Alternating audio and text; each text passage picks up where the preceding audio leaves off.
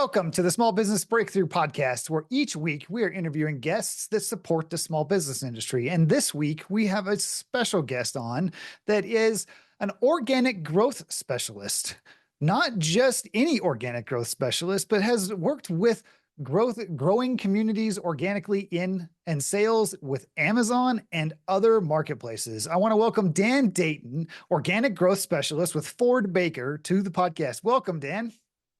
Hi, Jason. Thank you. And thank you for having me on. What has Organic growth is a big thing. We're going to dive right into that because a lot of people think, oh, well, we have to go viral or we have to do this other, we have to do paid ads, right? We have to paid ad, paid ad, paid ad. And there's a way to do organic growth. What inspired you to jump into doing organic growth as as your business? That's such a good question, and I'm really glad you've started with that one. So, my background is actually as a brand owner myself. So, about 5 years ago, I was looking for ways, I suppose, to diversify my income, and I stumbled across Amazon, and I started my own brand, a women's fitness brand called Exercise Done Right, and I started selling in the UK.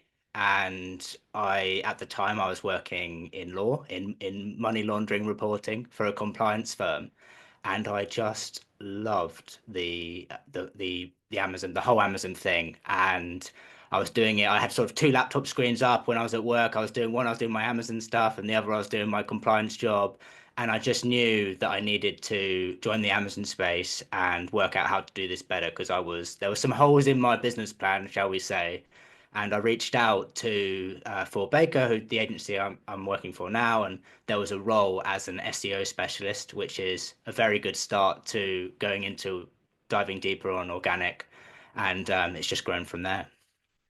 You talk about SEO, and you brought up that key word there, search engine optimization, SEO specialists. Let's talk a little bit about how that journey led you from search engine optimization to organic growth specialist, and how that, like, what does it look like for a small business owner out there that would be looking to grow their business, but they want to do it organically. They don't want to spend hundreds of thousands of dollars or even tens of thousands of dollars on paid ads.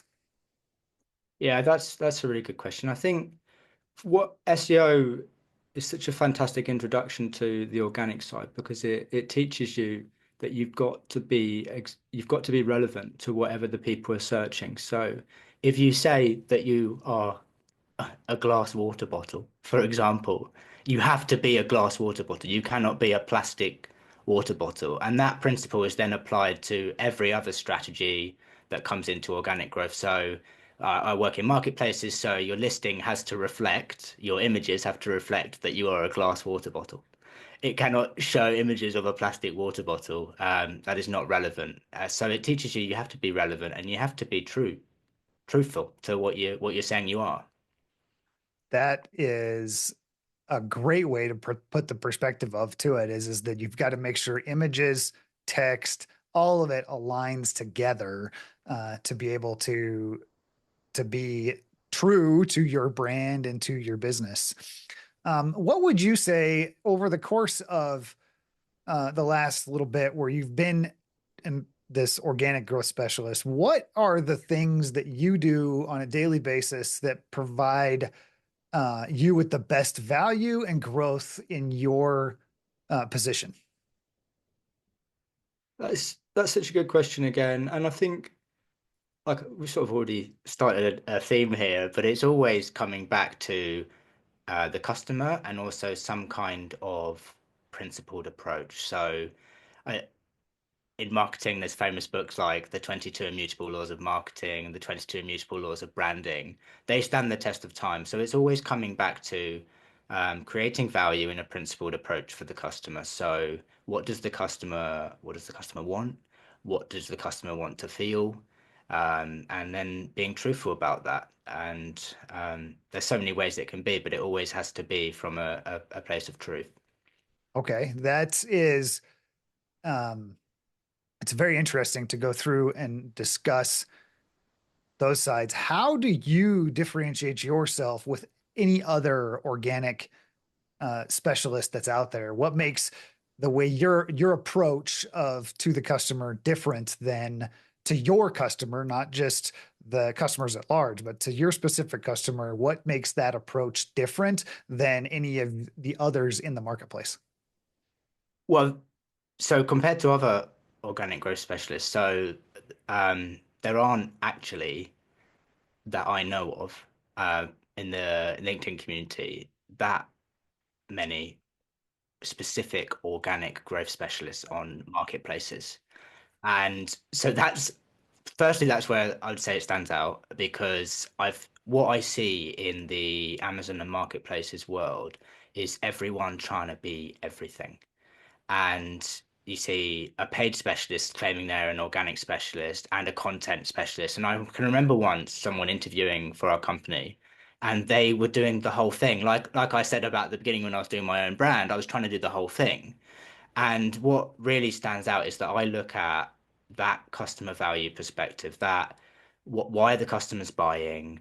What can I do to influence that behavior and put the product in front of the right customer? So whether that's changing the images, changing the copy, changing the promotion on the page, that's what I do. And I specifically focus on that. Whereas a lot of people are trying to do everything. And we know how humans work. You can't do everything at once. And that's what I really love about my role is I know I'm focusing on a niche where you need to be relevant. You need to be focusing on that for marketplaces.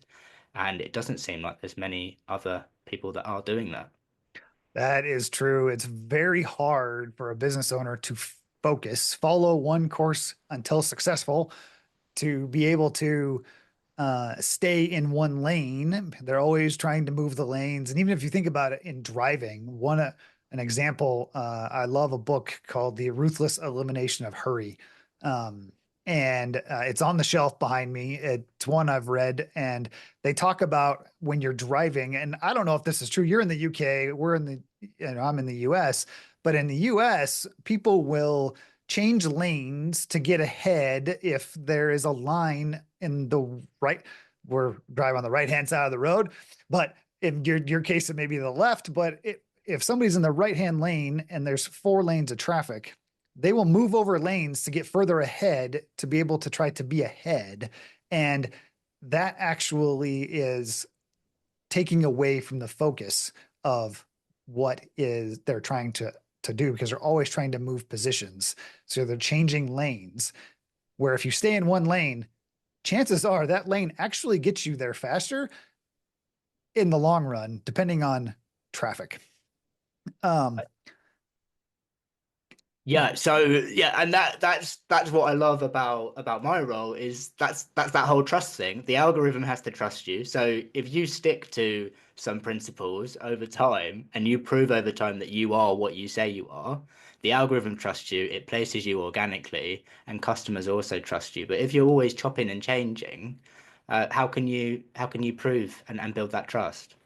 that you, listeners, if you didn't just pick that up, it takes time to build it. And I've talked about this in many different YouTube videos and content before. Focused intensity over time, right? So you have to stay focused in one spot so that the algorithm can understand who you are. And as Dan said, trust you. That's a big critical part. Let's be real. You didn't start your business to feel stuck, overwhelmed, or bored out of your mind. But yet, here you are, spinning, stalled, or just chasing every shiny object just to stay motivated. And I know exactly how you feel, because I used to do the same thing. But that's why I built the Momentum community for founders like you. It's for people who are ready to get serious, simplify, and build a business that actually moves forward. It uses peer accountability, and it's what I used to be able to grow my business successfully and have a great exit. Does this sound like something you need? Click the link in the description below and let's have a conversation. Enjoy the rest of the show. Dan, it has been amazing This has been such a great conversation. There's all kinds of good little nuggets. What is a recent project or initiative that you've worked on here recently that has really energized you and kept you invigorated to stay focused in your lane? Well, there's two that come to mind. I'll start with the first one, which is we've been changing our main images specifically on the Amazon marketplace. So there's always been a rumor that the main image, which is what stands out in all of the product pages, all the search engine results pages, that you cannot show you have to show the exact box or just the packaging. You can't show what's inside it. You can't show flavors to flavors. I'm sorry, if it's a citrus fruit, you can't show a lemon on the outside. But there's been a movement, I would say, in the Amazon community, particularly, and you can now start doing that. And that really, from an organic perspective, has been massive for us and my role because it means that we get to show even more to customers what's inside our product and prove the value and build that trust even more. So we've been doing that for our clients recently, and it's been so exciting playing with ideas and using different colors because main images before up until now have been quite standardized. But so there's been that. And then I'd say the second one is over time, particularly on Amazon, the information now available to brands is a lot better. And we've been recently looking into customer lifetime value. So once you've got certain customers coming with you, how do you make sure that they're spending more? So once you go out and have that acquisition cost of the other side of marketing, the advertising, what can I do? What can the team do to influence people to be coming back and buying more? Is it a really aggressive subscribe and save offer? Is it sending a promotion saying, "Hey, you bought from us once, like, do you want to buy from us again?" And that has been a really big development in the marketplaces space recently, and something I've thoroughly enjoyed because it feels like it's really the space is no longer like a cowboy world. It is a very strategic, brand focused approach, and I'm loving that. So you've talked about some recent changes that are happening through whether that's decisions made at Amazon to allow certain things to come on. What do you see the future looking like over the next 5 years? Do you see more of those type of changes coming along, and are they spurring? Or is there anything that is causing um, the thought processes to make these changes happen faster or more consistently? Yeah, I think the next few years, I think everyone's always scared of AI and all that coming into play. But I think AI is going to facilitate massively how things work. And I think what we'll start to see is the necessity for brands to diversify on marketplaces. So I think if you're successful, for example, on Amazon, you'll need to also be on in the US, Walmart and TikTok Shop.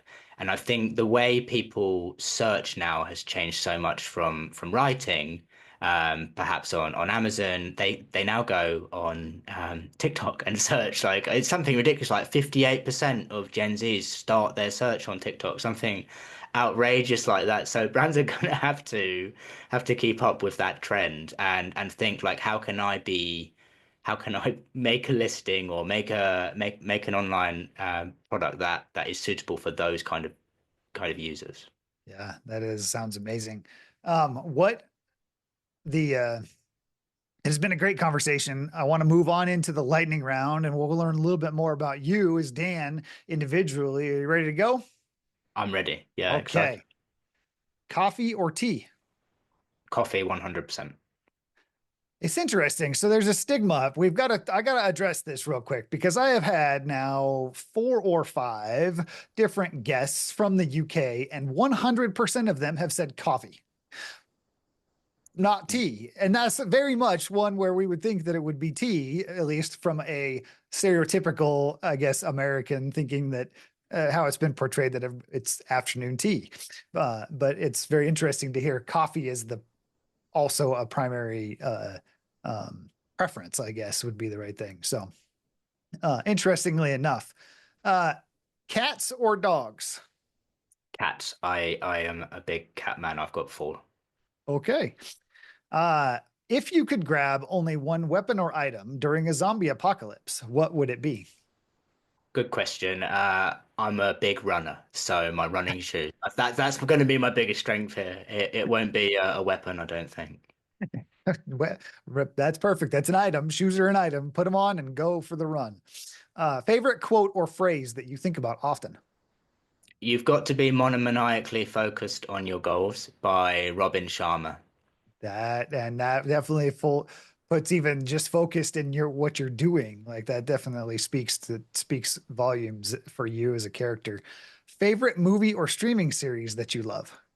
Oh, good question. I don't watch that much TV or film, so I can't really answer that one actually. I really don't watch that much. And that is perfectly acceptable. Like we the as entrepreneurs or business owners, we get busy, and if you are watching a lot of it, then you probably need to refocus some efforts.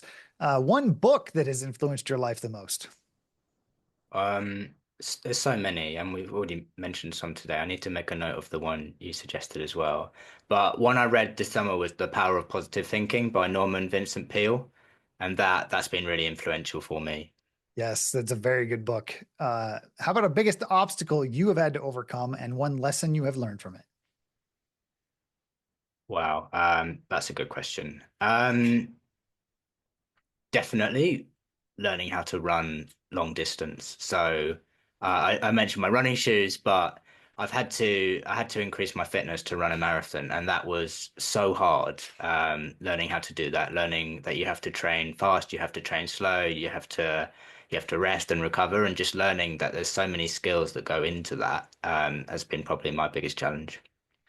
Yeah, that is definitely a feat of its own. I have not, nor do I currently plan to run a marathon. So been involved in plenty from a support perspective, but never did in a desire to run it. So it has been very, very fantastic to have you on, Dan, and learn more about how organic growth is possible and some of the little tricks that you don't hear every day in any of the media that's out there that help with that organic search capability and organic growth capabilities. If our listeners want to collaborate with you or learn more about what you do as an organic growth specialist, how can they get a hold of you?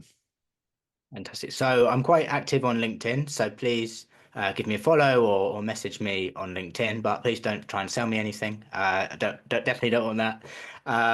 Also on the Ford Baker website, it's fordbaker.com, which is FORDEBAKER.com, or our LinkedIn page. Excellent. That is, you heard it here. All of that information will be in the show notes or description if you are watching this on YouTube. And I want to thank our listeners for listening about being an organic growth specialist from Dan and thank him for being on the show. Listeners, until next time.